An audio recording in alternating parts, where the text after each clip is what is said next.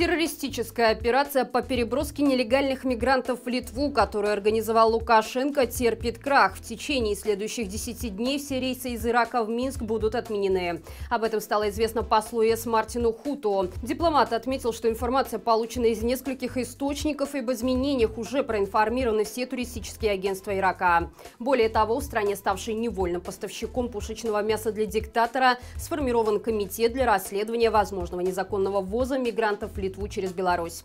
Вместе с тем МИД Ирака призвал граждан не быть мишенью для торговли людьми, таким образом пытаясь устроить масштабный кризис в соседней стране, которая поддерживает свободных белорусов. Лукашенко выстрелил себе в ногу. Теперь тысячи недовольных мигрантов, ожидавших беспроблемные переброски в Европу, оказываются фактически невыездными из Беларуси. Ведь даже возможности купить билет на родину у них сейчас нет.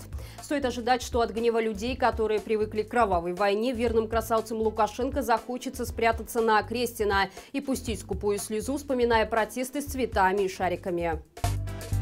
И в продолжение темы о маленьких любителях терроризма из окружения нелегитимного. Сегодня в сети появились новые подробности о гибели иракца на белорусско-литовской границе. Напомним, что об инциденте вчера утром сообщили пропагандистские СМИ. Тон публикаций провластных ресурсов намекал на то, что это была заранее спланированная провокация. Литовскую сторону мгновенно обвинили в шокирующем убийстве, а буквально через час после появления первой новости у посольств соседней страны уже выстроились нестройные ряды активистов Белой Руси. Причем у всех представителей провластной организации были при себе плакаты с красочными обвинениями в сторону литовцев. Стоит ли говорить, что в отношении этих митингующих закон о массовых мероприятиях, запрещающих собрания ближе 50 метров от административных зданий, не работал? Канал «Нехта» получил доказательства того, что акцию спланировали чекисты. В распоряжение ресурса попала аудиозапись разговора зампреда Белой Руси по Московскому району Минска Игоря Цыбина, который сообщил неизвестному собеседнику, что его организация тесно сотрудничает с КГБ, и разнарядка выходить с лозунгами «Литовские каратели-убийцы демократии» поступила задолго до новости о смерти мигранта. Сколько информации поступило вчера?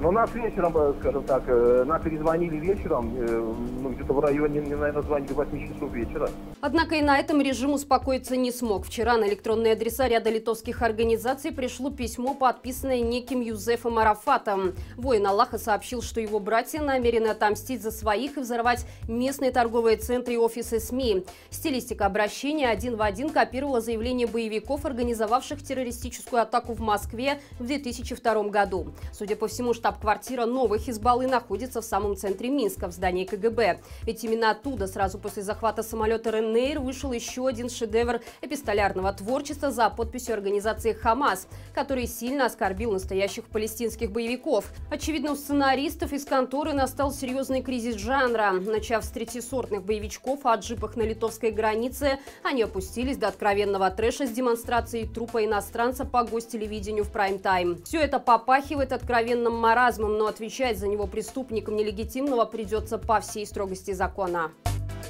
В ответ на контрабандную войну Лукашенко против ЕС Литва может полностью прекратить транзит белорусских удобрений. Об этом заявил министр иностранных дел Литвы. По его словам, Литва уже формально предоставила предложение Брюсселю по расширению секторальных санкций, включая удобрения Беларусь-Калия, которые экспортируются преимущественно через Клайпеду, а это более 10 миллионов тонн в год. Приостановка транспорта белорусских удобрений через Литву может сильно ударить по экономике нашей страны. Реальные переговоры еще не начались, однако политик не исключает возможность полного прекращения транзита белорусского калия. Важно отметить, что санкции ЕС, введенные в июне, охватывают только около 20% транзита, так как под них не попал калий с 60% содержанием оксида. Это наиболее применяемое в мире удобрение. Поэтому Литва намерена добиваться внесения в список запрещенной к импорту продукции из Беларуси, и этот продукт тоже. Режим понимает, что у него нет будущего и проживает каждый день как последний. В театре абсурда, который устраивают слуги нелегитимного, нет никаких табу.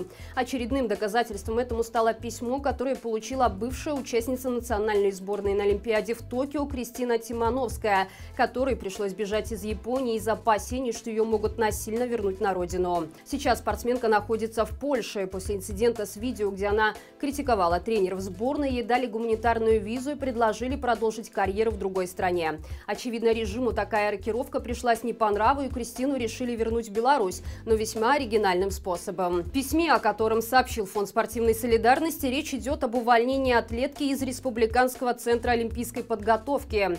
Вроде бы ничего необычного, но далее Тимановской делают предложение, от которого трудно отказаться. По приказу Минспорта спортсменку направляют для прохождения службы в МВД. Получить свежие погоны и приступить к службе она должна была прямо сегодня. А если новобранка не появится на рабочем месте в течение 3 часов, то ее могут уволить за прогул.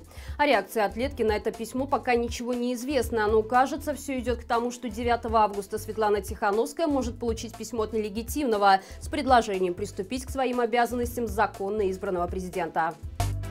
С 1 сентября в белорусских школах появятся не только камеры слежения и рамки досмотра с милицией, но и военруки. О том, что в учебные заведения возвращается очередной привет из советского прошлого, сообщил министр образования Карпенко. Руководители по военно-патриотическому воспитанию будут набираться из числа кадровых военных и заниматься допризывной подготовкой школьников. Министр обороны Хренин пояснил, для чего нужно такое нововведение. По его словам, белорусская молодежь недостаточно осознает свой долг перед Отечеством и считает, что служба в армии – это потеря времени. Исправить ситуацию возьмутся более 2000 военруков, ставки для которых уже созданы нелегитимной властью. Отметим, что ранее диктатор неоднократно заявлял, что молодежь слабо разбирается в истории и требовал чаще напоминать детям об ужасах геноцида времен Отечественной войны. Пока дети из цивилизованных стран изучают математику и иностранные языки, белорусские школьники должны разбираться в том, кто устраивал массовые убийства и этнические чистки. Ведь без этих знаний невозможно полноценно полюбить свою родину и ее бессменного руководителя.